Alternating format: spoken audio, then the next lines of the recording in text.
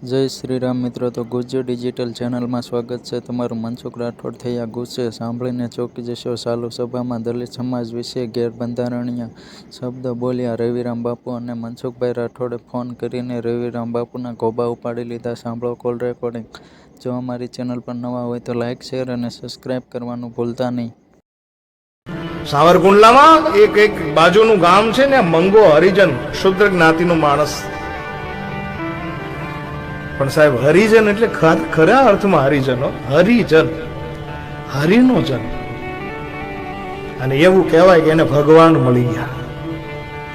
અને આ સમય કયો, આપણું રજવાડું હાલે ભાવનગર મહારાજ સાહેબ. અને ભાવનગર સુધી ખબર પડી કે મંગાને ભગવાન મળ્યા છે. અને એ સમયની અંદર મહારાજ સાહેબ ખુદ રાજકારભારી માણસોને કહે છે કે મારે આ જાણવા જવું છે, આને મળ્યા કે નહીં, લોકોને ગુમરાહ તો નથી કરતો ને. અને એ સમયે સાહેબ એવો નિર્ણય થયો કે મહારાજ સાહેબે કીધું હું ખુદ આવીશ. અને રથ તૈયાર થયો, રાજ રસાલો તૈયાર થયો, રાજકીય માણસો તૈયાર થયા, ભાવનગરથી નીકળી અને ગામની અંદર આવ્યા અને પૂછ્યું કે મંગાનું ઘર ક્યાં છે? બોલે અહીંયા છેવાડે ઝૂંપડી છે અને ત્યાં મંગા ભગત રહેતા હશે. મંગાને ખબર પડી તો પોતાની તૂટેલા ખાટલા ઉપર થોડાક ફાટલા ગોદડા હતા એ નાખી દીધા કે મારો ધણી આવે છે, ભાવનગરનો નાથ આવે છે, અમારો રાજા આવે છે. હા, અને રાજ રસાલો પહોંચ્યો. ભાવનગરના ધણી બિરાજીત થયા. સામે બે હાથ જોડીને ઉભો રહ્યો. મહારાજ, યથા યોગ્ય રીતે મને જેવું આવડ્યું એવું હું તમારું સ્વાગત કરું છું. આંખને કરડી કર્યા અને રાજકારભારી માણસોને ઈશારો કર્યો કે પૂછો આને ભગવાન મળ્યા છે કે કેમ. હા, અને રાજકારભારી માણસોએ કીધું મંગા એવું સાંભળ્યું છે કે ભગવાન મળ્યા. આ વાત સાચી કે ખોટી? હવે આમાં પાછું એવું છે કે જેને મળી જાય એ બોલતા નથી. જેને મળી જાય છે,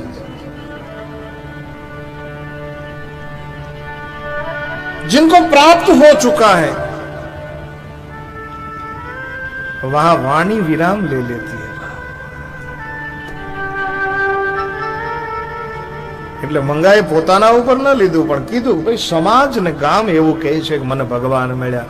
ત્યારે કીધું કે એમ નહીં, ભગવાન મળ્યા એનું પ્રમાણ મારે જોઈએ છે. ત્યારે મંગાએ કીધું કે ભાવનગરના ધણીને મળવું હોય તો કેટલી મહેનત કરવી પડે. હા, અને વગર આમંત્રણે વગર બોલાવે ભાવનગરના મહારાજ સાહેબ જો મારા ખાટલાની ઉપર બેઠા હોય, મારા ઘરે બેઠા હોય, તો આનાથી વિશેષ પ્રમાણ બીજું તમારે જોઈ છે શું? ભગવાન મળ્યા યહી પ્રમાણ. तो मेरे भाई बहन, भगवान को साथ हो.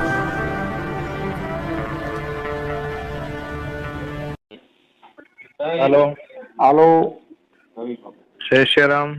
જય શ્રી રામ. રવિ બાપુ બોલો? जी बोलो.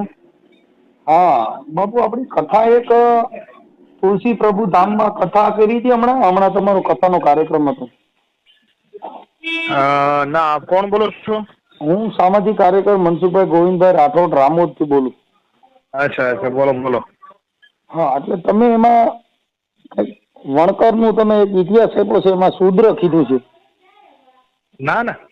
હા, તમારો ઓડિયો મારી પાસે, વિડીયો છે મારી પાસે. અચ્છા, હમણાંની કથામાં?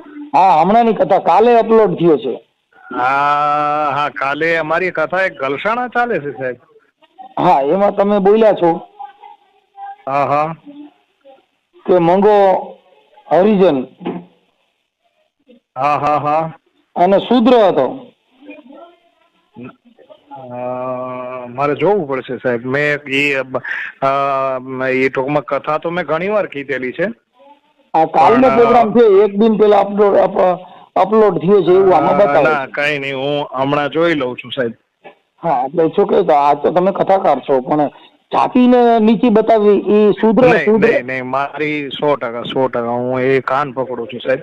હા, બરોબર. ઠીક છે. અને આપ મને મળો ને, આપણે બે ભાઈ બેસીએ સાથે. મારો બાપુ, તમે રામોદ એટલે આ અમદાવાદ ની બાજુમાં ક્યાંય? નહીં, દાસી જીવનનું ઘોઘાવદર ને રામોદ, ગોંડલ ની બાજુમાં. ગોંડલ ની બાજુમાં? ઠીક ઠીક ઠીક. આપણું ગામ તો કયું છે? હું ત્યાં બાજુમાં ભાઈ પેલું બંધિયા છે, ત્યાં કેટલું થાય? બંધિયા અમારાથી 5 કિલોમીટર.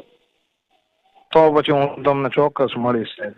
હા એટલે આમાં હું બાપુ બરાબર. એમાં- અને જે કાંઈ બરોબર છે, તમારી વાત એકદમ રાઈટ છે. હા કેમ કે બરાબર. અને એવું લાગે તો ઈ કોઈ સ્વીકારું છું. કેમ કે એનું કારણ છે કે હરિજન શબ્દ એ ગુનો છે. બરાબર છે. હા એને મેઘવાળ કહી શકો છો. એમ. હા અનુસૂચિત કહી શકો, દલિત કહી શકો, પણ જે આ જે કઈ શુદ્ર એટલે એને વર્ણ વ્યવસ્થામાં વી ગયું. ના બરાબર છે, રાઈટ વાત છે તમારી. જે 4 વર્ણ બતાવ્યા છે ને ચારે 4 વર્ણમાં શુદ્ર એટલે પગનો ભાગ. એમાં શું છે કે આપણે કદાચ મેં બોલ્યો છું, પણ એ હરિના જન કરીને હું બોલ્યો છું, પણ છતાંય તે તમે જે કહો છો એ રાઈટ છે. હું હમણાં 1/5 બંધી આવું છું, ત્યાં પ્રફુલભાઈ કરીને છે મારા મિત્ર, આપણે ચોક્કસ મળશું. આમાં હું બાપુ અને તમે વર્ણ વ્યવસ્થા બતાવી ને એમાં જે ચોથું વર્ણ જે શુદ્ર બતાવે, શુદ્ર એટલે પગ. હા હા હા ધર્મની વ્યવસ્થા અંદર શુદ્ર એટલે પગ. જી તો આખા દેશની અંદર પૂજા પગની થાય. જી. બ્રહ્મા, ક્ષત્રિય, વૈશ્ય ઈ બધા ઉપરનો ભાગ છે. પગ જેના કાઢી નાખો ઈ બધા યાતને નમન પગેથી થાય. અપંગ ગણાય બરાબર છે. બરાબર છે. એટલે આખી દેશમાં અને શૂદ્ર છે ને ઈ ગણેશ છે, શૂદ્ર છે ને ઈ પૂજનીય છે. જી જી બરાબર છે. 100% કોઈનું નમન કરવું પડશે ને તો પગનું થાય. પગનું જ થશે, એ કઈ કપાળે નહીં કરાય. કપાળે થાય તો ઓવરાણા થઈ જાય અને દુખણા લીધા કરે. બરાબર છે. એટલે બને ત્યાં સુધી વર્ણ વ્યવસ્થા ભલે ઈ કથા કરો એનો અમને કોઈ પ્રોબ્લેમ નથી, પણ વર્ણ વ્યવસ્થાની અંદર નીચા બતાવવા તો ઈ એક મુજબ ગુનો બને. નહીં એવી કોઈ ભાવના ન હોય, પણ કદાચ હું સ્વીકારું છું ને ભાઈ, અને બીજી વાર ન થાય.